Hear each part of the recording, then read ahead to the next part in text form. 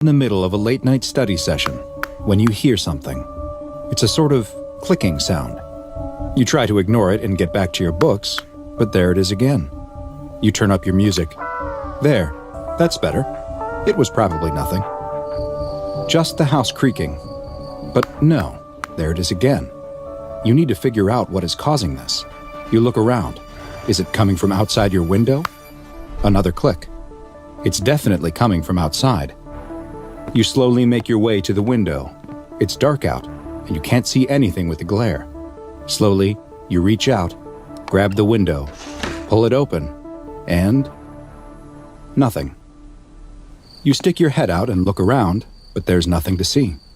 You close the window and go back to studying, but then it happens again.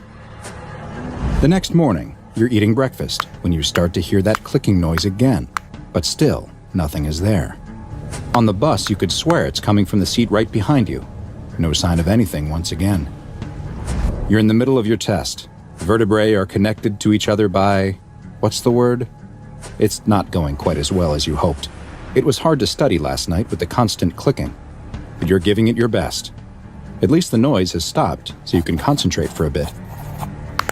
You jump up and look behind you, determined to catch what's making this noise. But there's nothing there. You look around at your confused classmates before sheepishly sitting back down. The cracking noise is almost endless now. You can hardly go a moment without hearing it. It goes on like this for months and months. No one else can hear it, and no one seems to believe you. On one level, you've been able to get used to it, but on another, you never have adjusted to the constant clicking that follows you everywhere you go. You're sitting on the floor of your room, concentrating, focusing hard, trying to will the noise out of your mind. You clench your eyes shut as hard as you can and put all of your mental energy towards stopping the noise, when just then, it's gone. No more clicks. You open your eyes. Could this be it? Could it all be over? You turn around to see it, but it's too late. What you have just witnessed is a textbook example of an SCP-4975 attack, an anomaly that has been aptly nicknamed Time's Up. SCP-4975 is a tall, thin entity with some vaguely avian features, most notably a beak.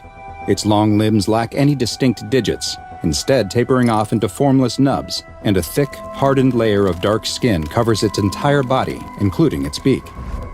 In addition to its striking appearance, SCP-4975 is perhaps best known for the distinctive clicking sound that it makes. The vertebrae in its long neck are not connected by any intervertebral discs or other tendons, and each of these neck bones appears to be able to move independently of one another. It rotates these vertebrae constantly, one at a time, from bottom to top, ending at its head, creating a constant swinging motion of the head back and forth. It is each movement of these vertebrae that produces the distinctive clicking or cracking sound.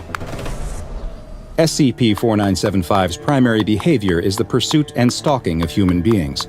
Once it has chosen a target, for reasons that still remain unknown, it will begin to follow them, and only the target will be able to hear the clicking sound, though they won't be able to determine where the sound is actually coming from.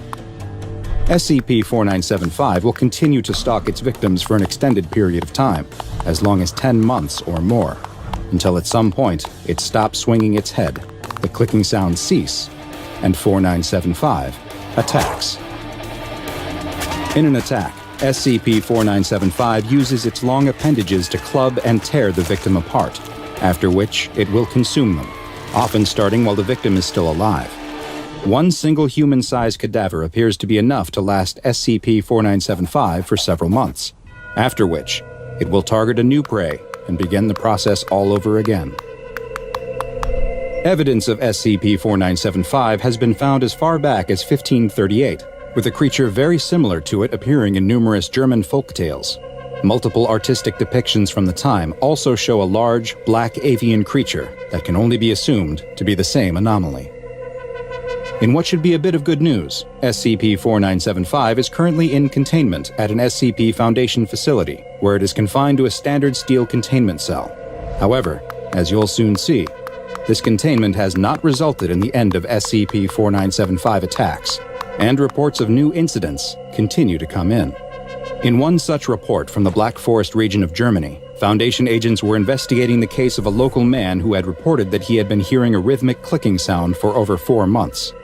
The man assumed he was being stalked, or was the subject of a cruel prank, and asked the local authorities to look into the matter. The Foundation agents took the man into custody, giving the cover story to the local police that the man had been experiencing auditory hallucinations and paranoia as a side effect of an experimental chemotherapy he had been receiving. The agents took the man to the last place he had heard the clicking sound, which was a wooded area. As they walked through the forest, the man grew increasingly nervous until he stopped and pointed at a tree, claiming that it was where the sound was coming from. The man froze in fear as the agents drew their weapons and prepared to inspect the tree. They split up and with a tactical efficiency circled the tree on either side to find nothing. At the same time, the man screamed, pointing at a creature the agents could not see that the man claimed was coming for him. The man was thrown to the ground by his invisible assailant and struck multiple times. The agents attempted to attack where it seemed the invisible creature should be, but their fists and weapons passed through the air as if nothing was there. Another agent attempted to drag the man away, but he was pinned down by a mysterious force. A large wound began to appear on the man's midsection as his abdomen was opened up.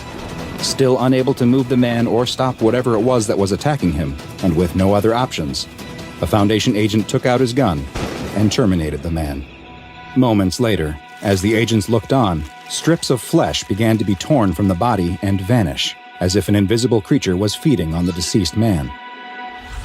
But this invisible attack wasn't even the strangest part.